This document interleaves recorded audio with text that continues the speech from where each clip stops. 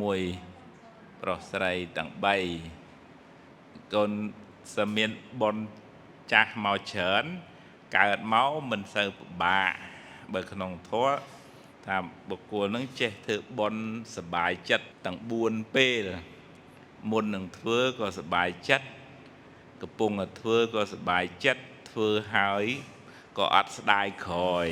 ដល់ពេលបានបន់បុគ្គលនឹងកើតមកក្មេងក៏សំណុកវ័យកដាលក៏សំណុកចាស់ទៅក៏សំណុកដែរប៉ុន្តែបើ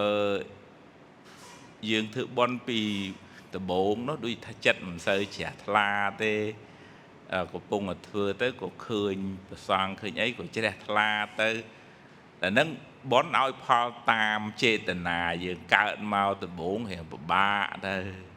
ដល់ពេលវ័យកដាលប្រឹងរកស៊ីបានទៅដល់ពេលចាស់វេទនាវិញដែរដោយសារក្នុងធម៌លោកហៅធ្វើបន់មិនស្មើមានសិទ្ធិមួយនៅសម័យព្រះគាត់ធ្វើបន់ស្មើពីដំបូងពេលក្រោយអត់ស្មើគាត់ឃើញព្រះបច្ចេកពុទ្ធមុនបិណ្ឌបាតហើយគាត់ចេញមកពីធ្វើការម៉ោង11ជាងហើយក៏សួរលោកថាបានចង្ហាន់នៅលោកក៏មិនឆ្លើយថាម៉េចដែរដល់ទៅបើកមើលបាតអត់មានអញ្ចឹងក៏បញ្ញាប់ទៅផ្ទះទៅសួរថាមានបាយអត់នៅផ្ទះហ្នឹងតាំងមានតែបាយលោកសិទ្ធិហ្នឹងអញ្ចឹងតើទៅយកបាតលោកមកដាក់បាយគេលោកជ្រះថ្លាណាមុនដំបូងក៏ជ្រះថ្លាធ្វើហ្នឹងក៏ជ្រះថ្លាប៉ុន្តែហើយតម្រាំមកដាំបាយម្ដងទៀតឆ្អិនវាយូរអញ្ចឹងវាហេវដល់ហេវចាប់ផ្ដើមមួម៉ៅឲ្យលោកអស់អាលីងណាលោកនោះឃើញយកទៅធ្វើអីទៅឆាន់សឹងឲ្យជ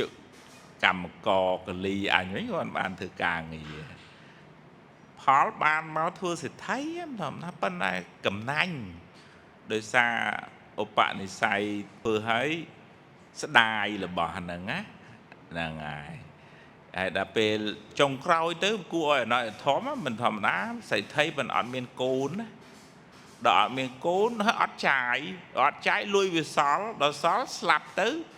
ពរាជាយកទាំងអស់សម្បត្តិមហាសាលរបស់គាត់ណាអត់បានប្រើដែរអានឹងគេហៅអីមានទុកមើលវាអត់ស៊ីកើត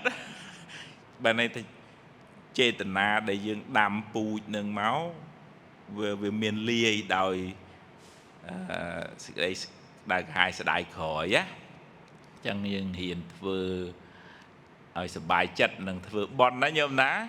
ចឹងបើយើងបានផលមកវិញក៏បានស្មើ